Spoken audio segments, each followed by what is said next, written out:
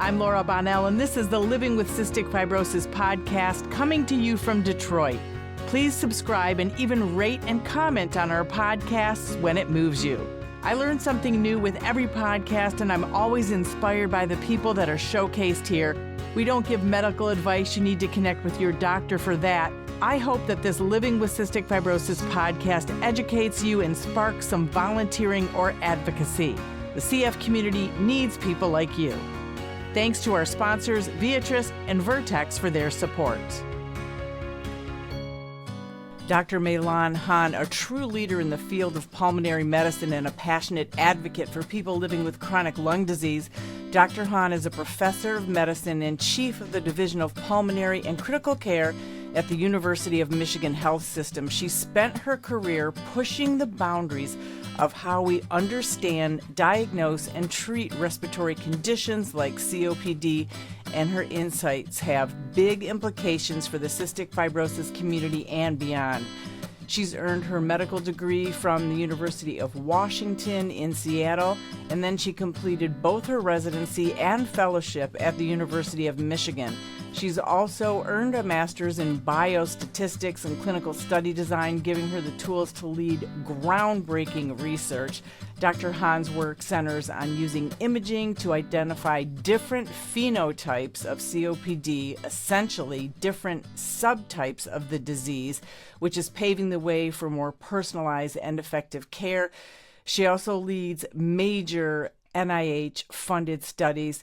Dr. Han is the deputy editor for the American Journal of Respiratory and Critical Care Medicine, where she helps guide the future of respiratory research. She's got a long resume. She has done so much. Dr. Han brings together clinical excellence, research, innovation, and a heartfelt commitment to patients. And if you or someone you love is living with cystic fibrosis or any lung condition, you'll want to stick around for this powerful conversation because she has a lot to say. So, Dr. MeiLan Han, thank you so much for joining us. I was delighted to come across your book, and as I just showed you, I have marked it up. I've read it cover to cover, and I didn't think it was possible to learn new things because I felt like I know so much about cystic fibrosis, but I did. So thank you. Well, thank you for your interest. I love that you love it. It was kind of a passion project for me, written during the pandemic, and I'm always happy that someone might be helped by it. Yeah, and I am excited. You know, we talked all about you in the introduction, but I told Dr. Samia Nasser, like, hey, guess who I'm doing a podcast with? And we were just in Egypt meeting with cystic fibrosis families there. She was like, oh, yeah, you know, that's great. So it's such a small community, the pulmonary community and the cystic fibrosis community. I just want to start by asking you, because so much is going on with research and everything, and you've worked with the NIH.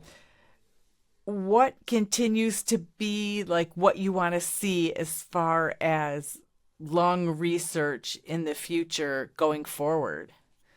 I have to admit, it's very difficult for me to kind of wrap my head around what's going on at the federal level right now with kind of the crumbling infrastructure for research and innovation in this country and funding for science, generally speaking. It's a very, very difficult time, I think, right now for patients as they think about the future, for doctors as they're trying to keep their programs together. There's a lot of things I would love to see happen, but right now many of us are just scrambling to try to figure out how to hold our programs together due to the funding cuts. So one of the amazing things that had happened a few years ago was that the NIH and American Lung Association finally funded something called the Lung Health Cohort, which, as you know, I talk about in the book. We really are thinking about the lungs and lung health, more generally speaking, as something that starts really in the womb. And so we need much more longitudinal information than we have to really understand what's normal and healthy and understand trajectories. And just like our kids get growth measured against growth charts when they grow up, we just never measure lung function. And so it was so exciting when this study got funded because they finally were investing in a young cohort, individuals sort of in the 25 to 35-year-old age range to just, community dwelling individuals, get them in, measure their lung function, get some CT scans to help us understand just more about what healthy and unhealthy looks like. But that study was always intended to be longitudinal. We've just about got the first baseline visits done, although unfortunately recruitment was impaired because of the pandemic. But the future of that study and whether it will be able to be longitudinal right now is very much a big question mark. That's, just one of the many things that I worry about is that some of the good work that we had started, we may not ultimately be able to use that data in the way it was originally intended. So there's a lot of things I'm worried about right now. There is definitely a lot to worry about. And one of the things is I guess I'm not surprised. I'm not surprised on one hand, and then I completely am on another hand. I was in Vegas for a conference, as you know, yesterday, and there's smoking in the hotels. And I mean, it's a casino that, they're everywhere there, obviously. But even the vaping, that people aren't getting the message that they're going to need lung transplants. So how are you seeing that fewer people are starting to do that, or is it still increasing? I think, and I could be wrong on this, but last time I looked at the data, I think the number of youth that are vaping has evened off, but it's still a significant number. And one of the things that's concerning to me is, it's hard because vaping hasn't been around as long as, say, conventional cigarettes. And so we don't have, as much of that longitudinal data. But what I will tell you is that I've been looking at a lot of these CAT scans that we have obtained from the lung health study. And I've been seeing changes on them that I would have associated with cigarette smoking, inflammation, and kind of early signs of lung damage. And so I've been calling these patients asking to find out what they're doing and telling them to stop, because I can see that there's growing damage. And was surprised that the answers I got were vaping or marijuana. Wow. And the thing is, we don't normally check. There's no reason otherwise healthy 25, 35-year-old would get a CAT scan.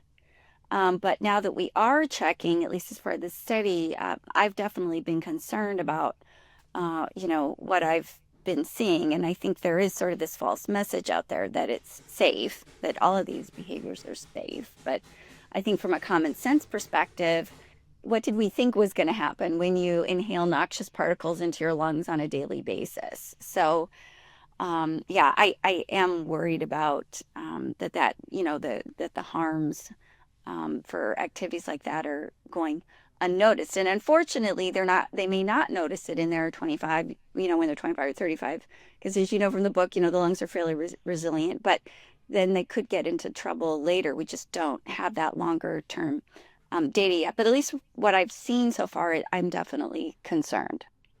And the Surgeon General, I mean, is anyone reading that on the cigarettes?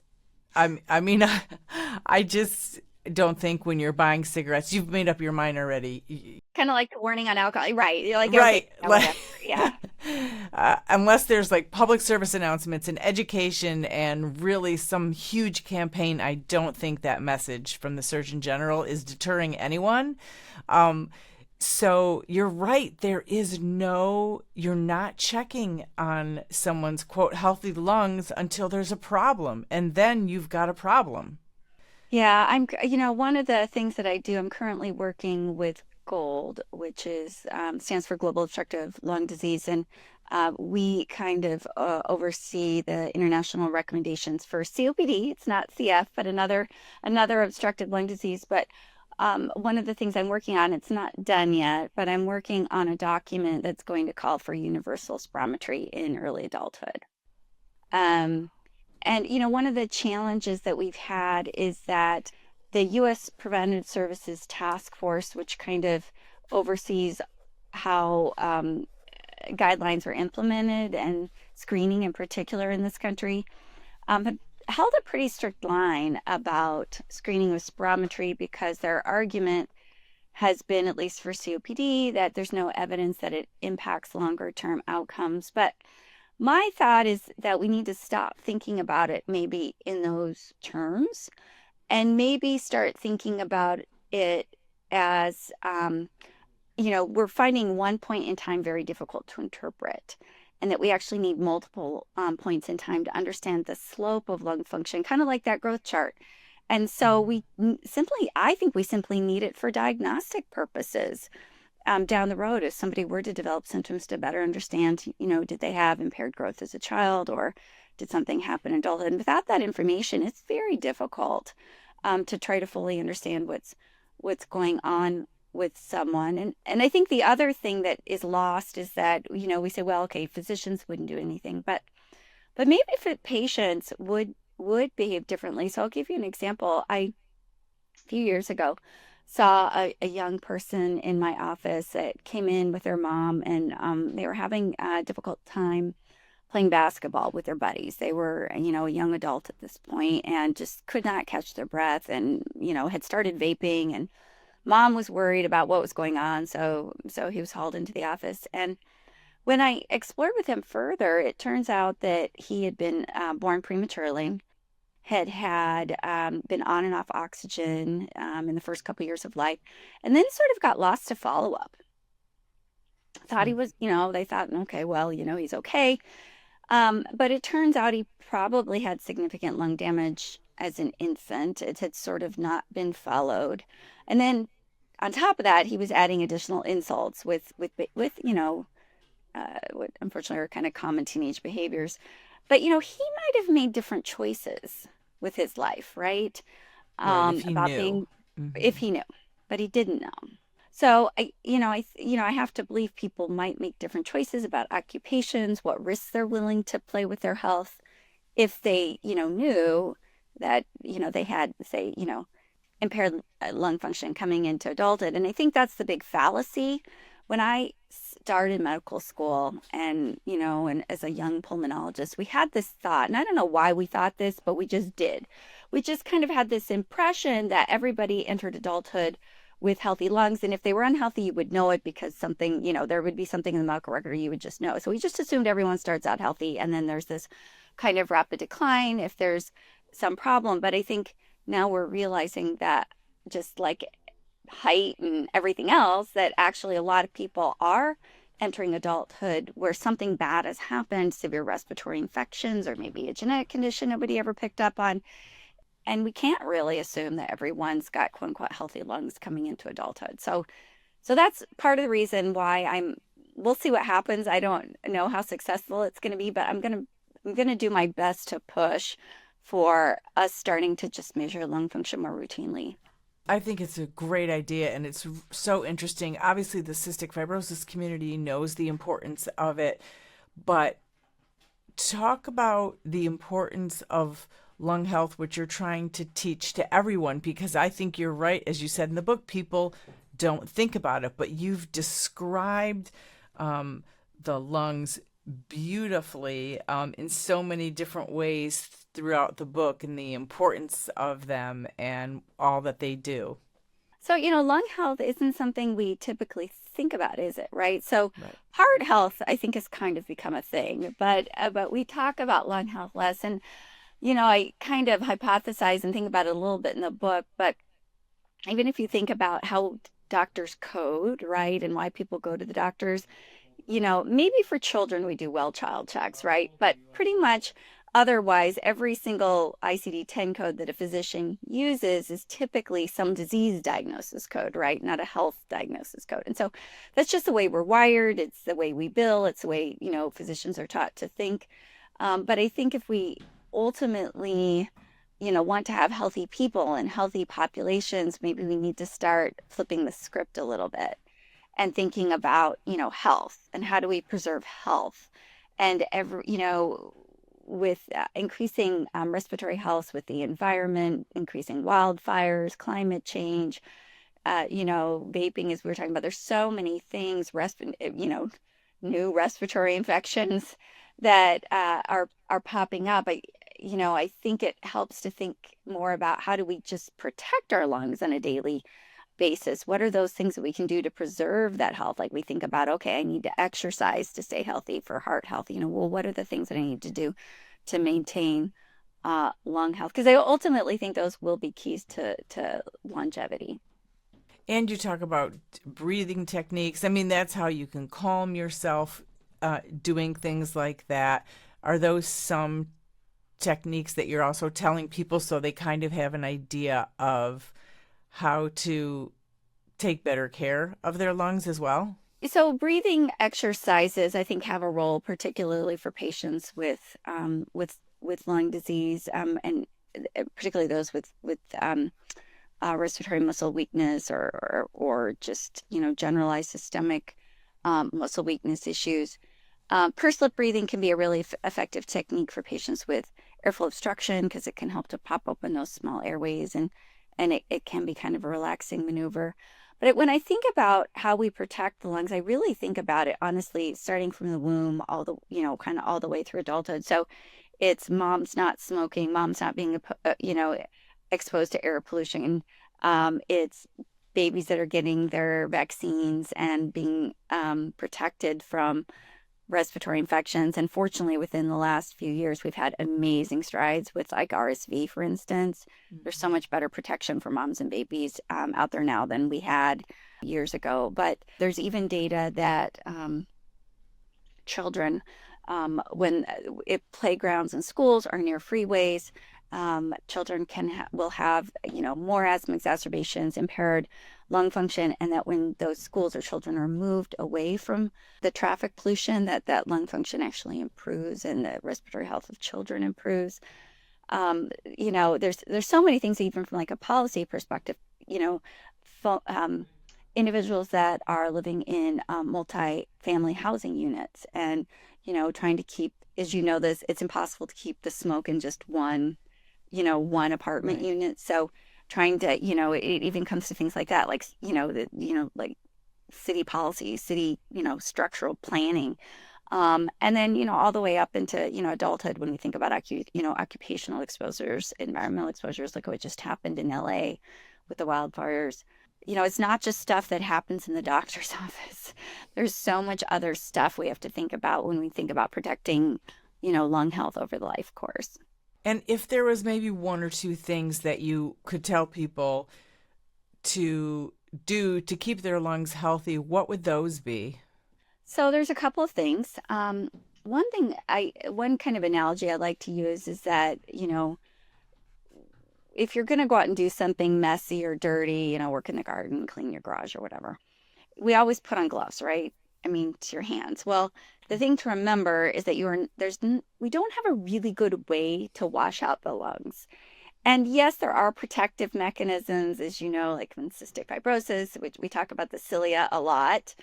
But there's only so much clearing capacity that even healthy lungs have. And what's interesting is part of my research involves, taking lungs that came from gift of life or at the time of transplant.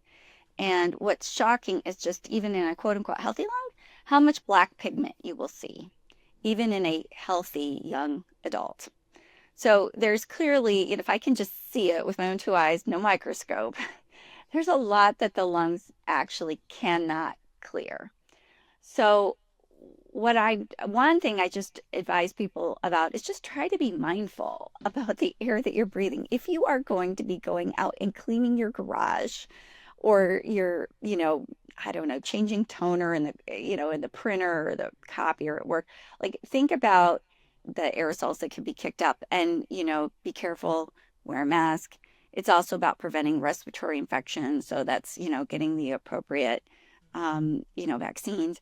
There is some data, interestingly, to suggest that exercise can be protective for lung health. So there was a NIH-funded study called Cardia that was actually primarily supposed to be looking at heart health, but they were able to get some money to add on some pulmonary function testing. And what they found was that lung function among people later in life was greatest among those who had highest baseline exercise capacity. And those who maintained exercise capacity over their life course and possibly even improved had the best lung function later in life. Now, what we don't know is whether, some lung function, it does depend on the just the respiratory muscles and the skeletal girdle that surrounds the lungs. So we don't know if it's just those people were stronger and fitter and could blow harder, or is it possible, as some have hypothesized, that that the exercise actually has an anti-inflammatory effect that could be protective for lung health. So we don't know, but I think, some of the things that we think about as being protective for heart health, again, like exercise, probably are also protective for lung health. Very interesting. And I know, in the CF world, we're very aware of pneumonia and what it can do to the lungs. But I think sometimes people who have no health or no lung knowledge, if they get pneumonia, they either think it's not a big deal, don't take it seriously, and then they're hospitalized and so sick and almost die. And I think everybody needs exactly what you're doing, is more education on how to keep their lungs healthy. So, one of the most interesting pieces of research that came out of the pandemic, to me anyway, Mm-hmm. was this study that looked at wildfires in the American Northwest. I think it was the first summer of COVID. And what they found was that people that were, who lived in Oregon that had been exposed to this awful air pollution from the wildfires, it was a very interesting time because we were at the same time both tracking air pollution and COVID at the same time in a very, very granular way. And what they found was that there were more COVID cases and more COVID deaths in among people that were exposed to the air pollution. And so what that suggests to me is, first of all, that there are things in the environment like air pollution that probably are causing inflammation and impairing the lungs' ability to fight infection. And there certainly is other data on this. This is just an excellent example, and I think really easy for the public to understand. But it also suggests to me that many of us are probably, our susceptibility to things like infection and getting pneumonia probably wavers over time, right? And it's so interrelated. So it could be you breathed in something, you went to a concert, a smoky concert or something, and you didn't think about all the stuff that you were exposed to there. And then you get exposed to a virus, or maybe there's something at work that you're getting exposed to chronically or in the home. And unfortunately, for some patients, they actually never really fully get over those pneumonias. And I can still see residual, scarring in the lung. And it also, I think, kind of just speaks to how silent the lungs can be. And so, our lung health probably fluctuates up and down quite a bit without us actually knowing it. And I actually think that either temporary or maybe more smoldering undiagnosed lung inflammation may contribute to some of the huge variations we saw in how sick people got during the COVID pandemic. Because I think many of Wow. us were sort of trying, like, why did this person do fine? Right. And this person who I thought was totally healthy, almost died. And it probably doesn't explain all of it, but I think it explains some of it, based on some of the literature that I saw coming out of COVID, which again, I think just speaks to this general concept that most of us don't actually know at any given time how healthy or unhealthy our lungs actually are. It's so interesting, and we haven't even touched on half the stuff that's in your book. What are some of the more exciting things, maybe that we didn't touch about yet, that you found and included in the book about lung health? So there's a lot in there about the biology and trying to help people understand. And I kind of walk people through just a little bit about, how the lungs work and the blood circulation and when things go wrong, how we investigate. But to be honest, for me, one of the most fun things to research in the book was actually the last chapter, which was the history of kind of how we got to this moment in time. And I researched the history of heart health, and I researched the history of lung health, and then I compared them to try to put them into historical context to understand kind of like, sort of like a tale of two cities, or, two roads diverged in the wood. Like, why do we have a blood pressure cuff in every single doctor's office in America? And maybe we're lucky to see a spirometer. Why is that? So here's what I found. So when we go back to the early origins of the spirometer, the original machine was actually a bell inverted in water. And patients would blow into it, and the amount of water displaced measured something that a gentleman named John Hutchinson, who is actually a life assessor for a life insurance company. He was like a physician slash insurance assessor in the UK. And he named this displaced amount of water, he named it vital capacity. And he found that vital capacity predicted longevity. And he was so excited about his finding that he was sure that every life insurance company in the UK was going to latch onto this technology. But they didn't. And he ended up dying in obscurity in Fiji. Wow. And so when I think about it, it probably had something to do with the fact that the machine was like not portable. Okay. And probably not super really easily reproducible. And so when we compare that to the blood pressure cuff, and particularly when that was then combined with auscultation, so doctors could find systolic and diastolic blood pressure, that could easily be put into a doctor's bag. And so you have to remember, in the early 1900s, we were living in an evidence-based medicine free zone. Like people just did stuff because they thought it worked, but it's not like we had large clinical trials. We didn't have all this data to suggest that blood pressure was important. But anyway, doctors just figured out that it made them look important. It was a skill that they could kind of sell to wealthy clients. And so they would put the equipment in their bag, and they would go and pedal themselves really to these wealthy clients. And so measuring blood pressure became very popular, even though I don't know that doctors really knew how important it was. And so the interesting thing is when FDR became president, his blood pressure by modern day standards was elevated. And throughout his presidency, it got increasingly elevated to the point when he finally died of a stroke and heart failure. It was like 300. Wow. And after he died, actually, and I think it may have been part of the trigger for this, Congress passed funding for what would become Framingham. Now, for people who don't know, who are listening, the Framingham study took place in Framingham, Massachusetts. It was close to Harvard. And the town and the mayor were willing to kind of be guinea pigs for these Harvard scientists. And it is probably the most important epidemiologic study that has ever been conducted, because that is how we figured out the importance of blood pressure and like obesity and all of these things, cholesterol, all of these things that we now know are so important for heart health. And the upshot of that is that in the last 50 years, mortality from heart disease has plummeted because we could measure these things, we understood their importance, then we could develop targeted treatments, right?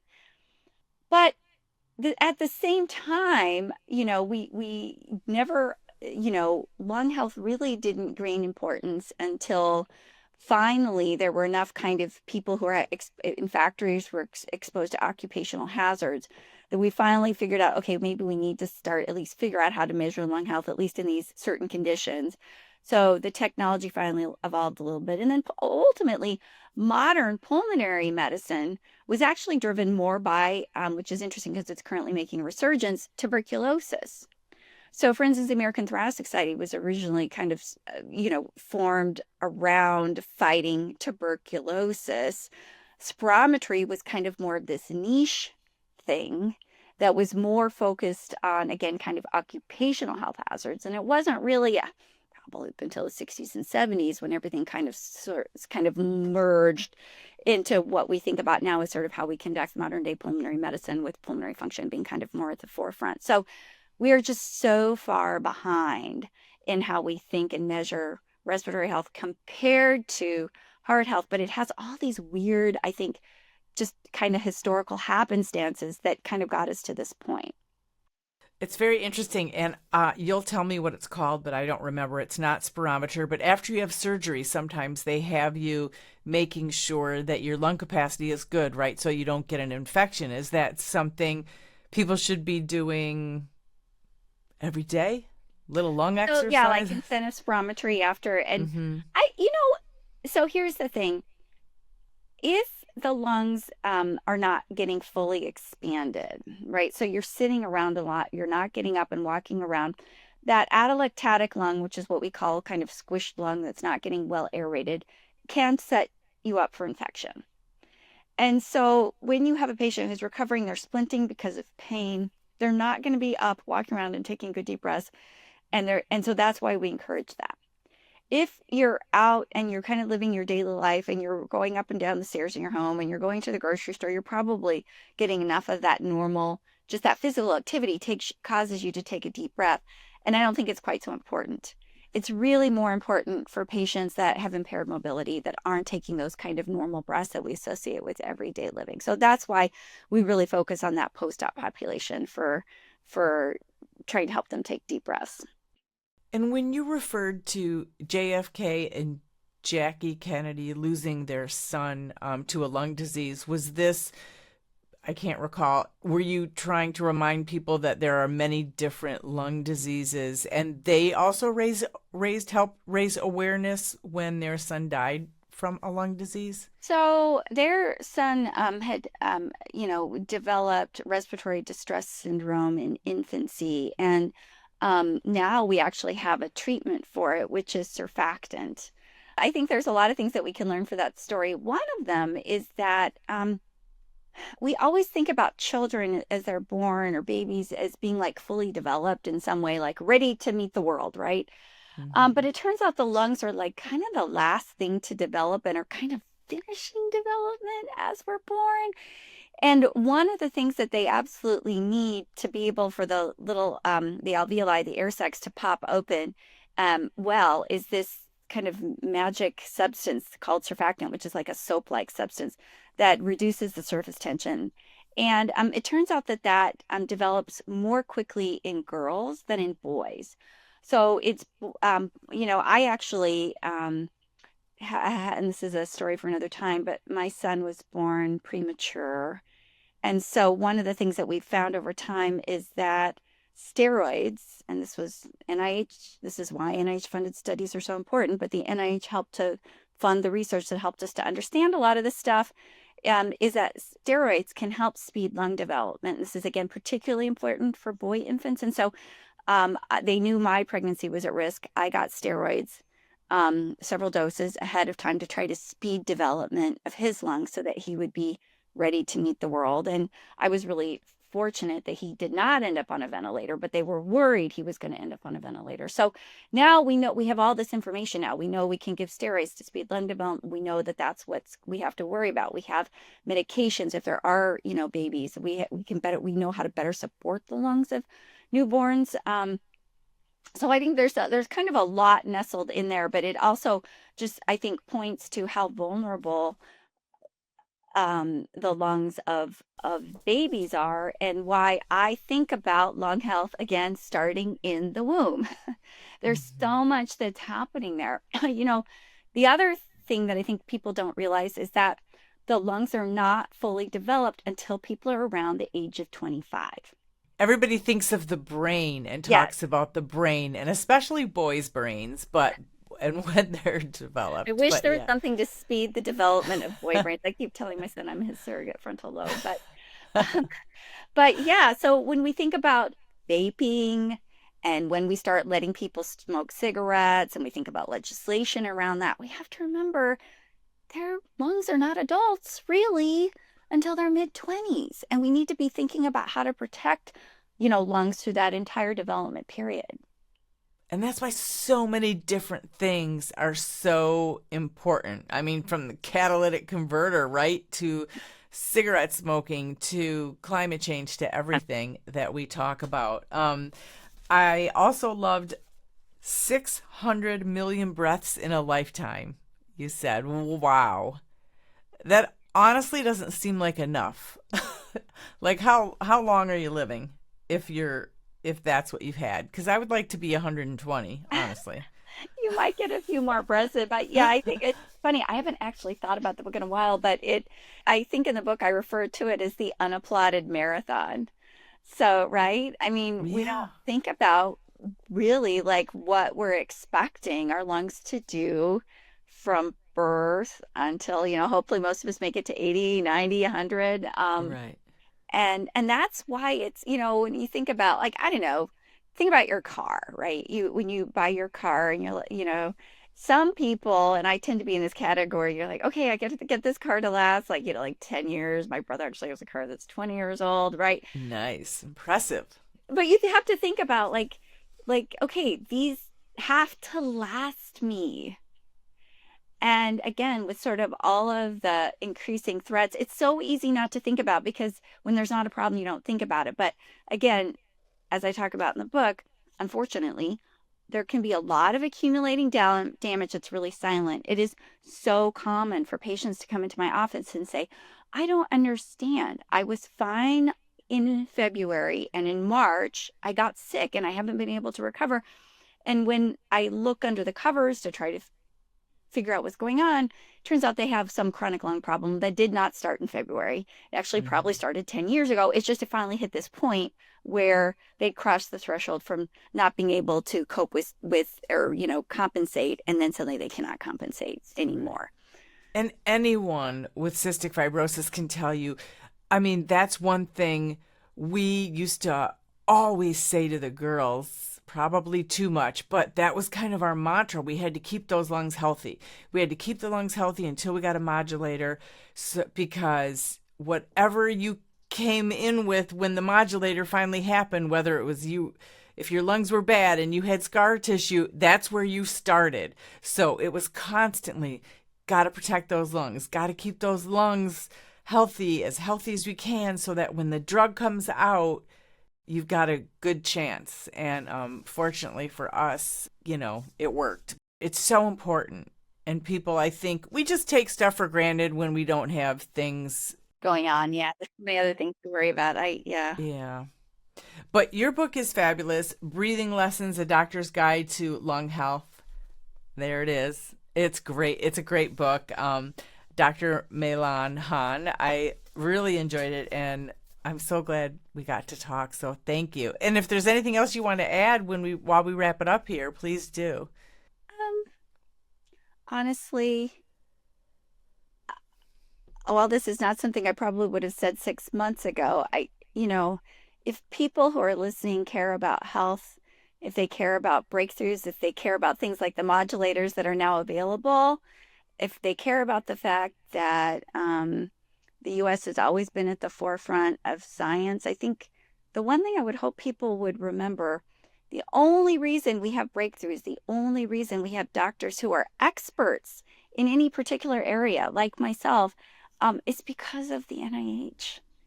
And it's because of that funding. It's not going to happen in any other way. I mean, CF is an amazing example, but even the development of the modulators, stands on years and years and years of basic science research, right?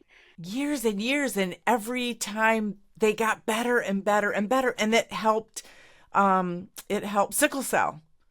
And it helped the vaccines, and then the vaccines, Right. everything So is piggybacked it's on backed everything on, else. and pharma is not going to fund the most basic science, and some of the clinical trials we need that the NIH will. And without that, I know it seems so distant for most of us, like, oh, well, okay, if that goes away, I'm still going to be fine. But our kids may not be fine. Right. And I really think, I mean, tell me if I'm wrong, but isn't it going to stop the trajectory for Oh, cures? I absolutely. mean, for cancer, for Yeah, cystic fibrosis? absolutely. We were, maybe still are, the world leader. And everyone, kind of depended on us. And to be honest with you, I'm absolutely frightened about what's happening. So what is happening in Washington right now is going to have an impact on patients. So if I would leave anyone with a final thought, it's just, we have to work with our patient groups. We have to work with our our legislators to try to try to preserve the foundation we have in this country for medical research. Yeah, it's critically important. I mean, simple as that. Saving lives. So thank you for being a part of that and for sharing your story and your passion about it all. Well, thank you so much for all you do. I appreciate being here. The original music in this podcast is performed by Kevin Allen, It's not complicated. who happens to have cystic fibrosis. We all got our worries and fears. I know it's got you frustrated, but loving you is so alright. This has been the Living with Cystic Fibrosis podcast. For more information and to learn more about the Bonnell Foundation, visit our website at thebonnellfoundation.org. That's the BONNELL Foundation.org. This podcast was sponsored by Vertex Pharmaceutical, The Science of Possibility, and Viatris. It was produced by Jag and Detroit Podcasts. Follow our show in Apple Podcasts, Spotify, or wherever you're listening right now.